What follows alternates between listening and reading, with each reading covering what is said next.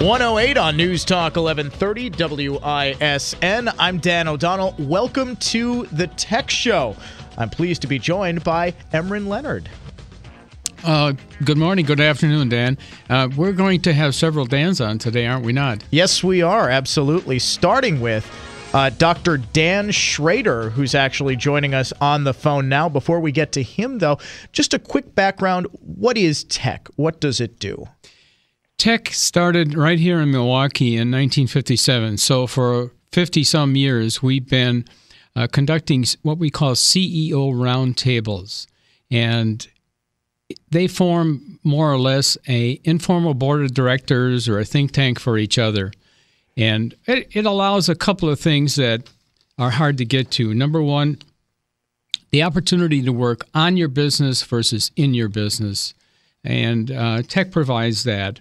We have another expression. We say tech will also question your answers. So as you may have heard on the previous commercial, we started here and we are now international with at least 13 countries and probably the largest CEO organization in the world.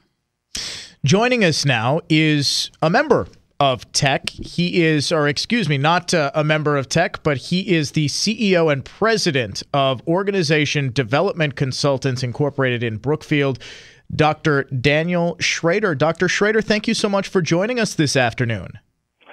Glad to be here. Happy to be aboard. Hi, Dr. Dan. I really appreciate you taking the time and sharing some of the things we're going to be talking about today. So I'll finish the little bit of background, and then I'm sure you would like to expand on it. Organization Development Consultants, I'll abbreviate ODC, is a management consulting firm, and they really offer performance consulting for individual teams and organizations. Now, Dr. Schroeder is quite busy. In addition to his consulting, he is a director of the Organizational Behavior and Leadership at Edgewood College in Madison. He also serves as a judge for the Wisconsin Better Business Bureau and for the Torch Award for Business Ethics and Integrity. Now, most interesting, for the readers of Biz Times, Dr. Schroeder has been a featured columnist since 1995, and I'd like you to throw some numbers at that just to impress our audience. Happy to do so. And before I do that, though, I wanted to say, as you were introducing me, it told me how busy I am. My wife, Sue, always likes to point out that I'm finding ways to fill my free time, and I think what you just were introducing was strong evidence of that. I've written since the third issue for Biz Times, so I've written over 200 columns for Biz Times on a host of topics, individual performance issues, team issues, organization issues, and they give me about 1,000 words. So I've got about 200,000 words written for Biz Times over the years since 1995. Oh, that's excellent. And we're going to be discussing, and I'll be asking you some questions about one of your most recent articles. And I'd like to tee it up this way. While unemployment numbers are very, very high, finding the right people obviously is tough. Many of my members are having a difficult time getting people that are either qualified or even educated. Now, also, it's important to keep the employees that you have, so get the best behaviors out of them. And so that's the reason I'm really pleased that you're going to be sharing some of these ideas. So the article that I refer to that we're going to be discussing here is IQ versus EQ. So I'm going to let you take it from there, identify those, and go from there. Well, thank you. I think it's a very timely issue here in 2013. Beyond, Emryn, the data that you were referencing, I would point out that here in Wisconsin, we've got some particular challenges. We have a rather aging workforce. We have a brain drain situation where a number of our young college graduates are leaving, and finding the right person has never been harder in some ways. And of course, young people, if you stereotype about the 20-somethings as they enter the workforce, they're entering the workforce with expectations about what a career looks like, and they want the career to be on their terms. So defining that psychological contract between an employer and employee is a very important thing to be doing today. And in terms of discerning who fits best in your workforce, it's more than just where they've worked, where they've gone to school, etc.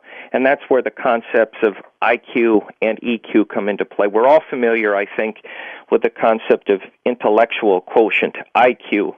IQ has a lot to do with success in the classroom. People who do well with grades do well on an IQ test. But it's interesting, over the last 20 years, and it's more of a personality variable than anything else, this concept of emotional quotient has come into play.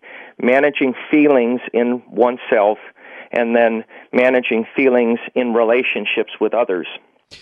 So it's the concept of it's more than what you know, it's what you do with what you know. Ability times attitude equals performance. And I think the savvy employer today looks at a prospective employee as a whole person, not just boxes that are checking off those desired characteristics of a college degree, 3 years of experience, etc. It's a deeper dive that's required. And there's some interesting studies that you allude to in your article, and I'd like you to kind of bring those forward. One of them was the success or tracking these so-called rising stars, and the other one was a Harvard study that had some very interesting outcomes.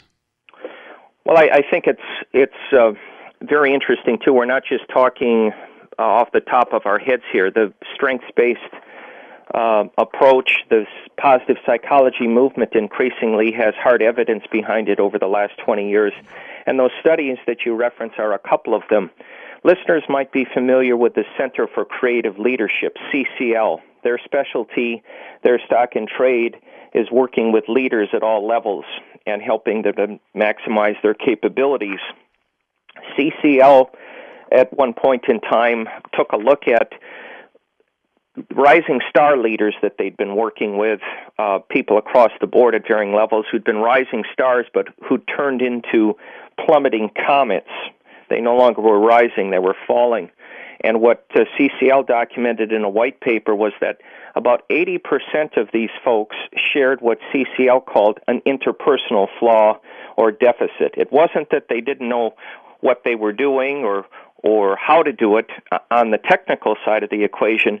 The flaw had to do working effectively with others. And I always like to joke, it's like the old kindergarten report card. These rising stars were like those kindergartners who didn't work and play well with others. They got a check mark on that part of the report card. And I think you quoted a couple of sports celebrities that we all know, John Wooden and Vince Lombardi. Well, it makes the point along these lines about the EQ part of it, the attitude part of it, the collaboration part of it. The Wooden quote that I like so much, John Wooden, for listeners, is someone to take a look at. He didn't just teach winning basketball. He taught about winning in life. He's a superb leadership perspective. He was asked at one point, Coach, you've got a bench full of All-Americas at UCLA. He won 10 titles in 12 years at the back end of his career at UCLA, and he was asked, how do you choose amongst these All-Americas who to even put on the court? And his comment was, I don't play the best players, I play the players who play best together. And I think that's pretty powerful about the EQ implications of working effectively through and with other people. And certainly here on a Saturday, I'd hope we'd have some Packer fans, even after a disappointing loss in the playoffs. But Coach Lombardi in the 60s, after he came in and turned that squad around from losers into winners, was asked, Coach, what do you look for in a player? How do you select somebody who's going to be that kind of Lombardi-type player? And he said, or at least was quoted to say in an article that I saw, I don't look for Ph.D.s. I look for Ph.D.s. I look for players that are poor, smart, and driven. And that more or less is it all. And before we get into some of the mechanics on how to address this, identifying either prospects or changing behaviors within your own organization, There's another study I thought was just very interesting, and that's the one from the Harvard, which tracked entrance exams, et cetera, et cetera. Would you like to expand on that? I'm glad you brought that up. That Daniel Goleman, as some listeners might recognize, is one of the researchers most associated with the concept of EQ. And Goleman cited, and others have noted as well, Harvard did a study where they tracked graduates from their professional schools, places like medicine, law, etc. They tracked these graduates from these prestigious professional programs into the field. Where did these people go? And they measured success quantifiably in two ways. How much were people paid, and what standing or status did they attain? What job title did they ultimately attain? And then they compared score on entering exam to the Harvard Professional School. Medical students often have to take the MCAT, law students take the LSAT, and so on. And long story short, when they correlated, they found that there was absolutely a zero correlation, no correlation between how you did on Harvard entering exam and success into the field. Because, of course, everyone that gets in and graduates from a Harvard professional school is really bright. They've got strong IQ. The strong implication of the study was it's more than IQ. People that became chiefs of staff or heads of law firms, what have you, had EQ to boot. And I think if we think back to our own high school graduations, somebody gave that valediction speech. Where is that person today? He or she is probably reasonably successful, but other people who might have been B students, smart enough, but maybe A EQ students, if you will, those folks are the ones that tend to be most successful in life. They're most productive. They tend to be most collaborative. They've got a fuller toolkit than the lopsided, technically oriented person who is more focused on doing things rather than working through and with people. Well, you certainly have my attention, and I'm sure our listeners as well. And in the time remaining, Dan, I would like to touch on at least some mechanics on how we can identify that attitude in two places. Well, first of all, in the interview process for hiring, and if there's time also, I've just taken over this department, and I don't want to have to rehire a bunch of people, but I have a couple of employees that don't play well together. Yes. So how can I get those behavior changes? So it's a two-part question, really. Excellent. Look forward to it. Okay.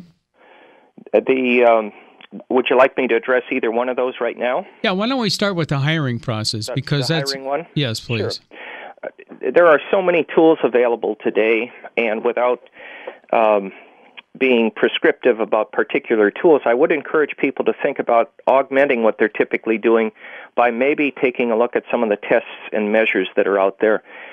You have to be careful about that because there are a lot of tests and measures that the only criteria of goodness is, will you be buying my test with MasterCard or Visa? That's not a good test. You want a reliable and valid test. But the interview, to your question more pointedly, the interview remains the most widely used employment selection tool. And I think very simply, listeners who want to hone their interview practices can think about asking what I like to call critical incident questions of applicants.